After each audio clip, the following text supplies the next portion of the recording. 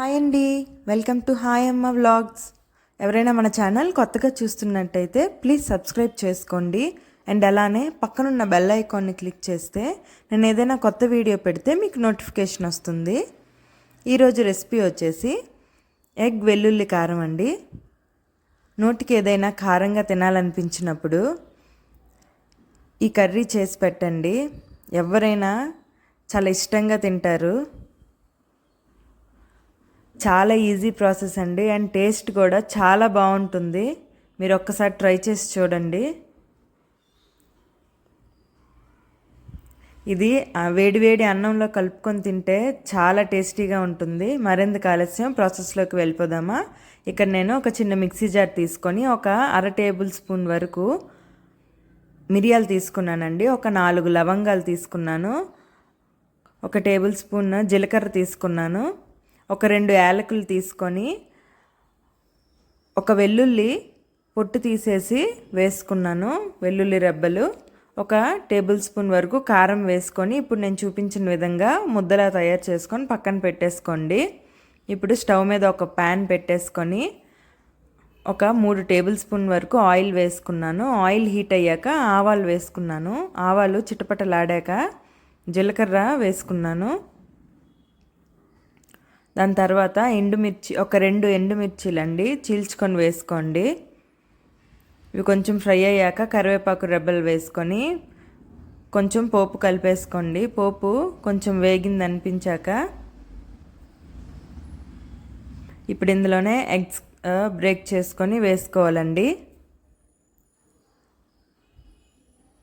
చూసారా, ఇప్పుడు నేను చూపించిన విధంగా డైరెక్ట్గా ఎగ్స్ని బ్రేక్ చేసుకొని అందులోనే వేసేసుకోండి.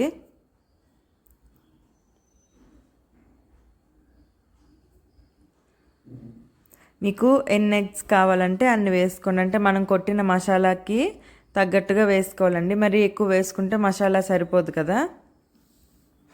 సో నేను ఇక్కడ ఒక 5 ఎగ్స్ వరకు వేసుకున్నాను. వేసుకొని ఇప్పుడు దాని మీద మూత పెట్టేశానండి. ఇందాక మసాలాలోని నేను సాల్ట్ వేయడం మర్చిపోయాను, అందుకే మీకు ఇప్పుడు మళ్ళీ చూపిస్తున్నాను. అందులోని ఇప్పుడు కొంచెం మళ్ళీ సాల్ట్ వేసి మళ్ళీ మిక్సీ చేసేసుకున్నాను.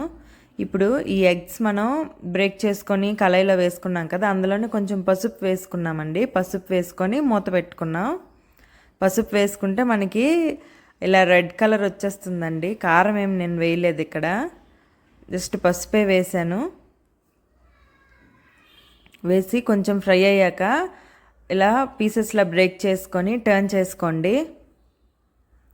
టర్న్ చేసుకొని మళ్ళీ మూత పెట్టండి. మళ్ళీ కొంచెం మెత్తగా మగ్గాక మళ్ళీ తీసి చిన్న చిన్న పీసెస్గా చేసుకోండి. ఇప్పుడు మనం ఎగ్ పొరాటా ఎలా చేసుకుంటామో అలానేనండి.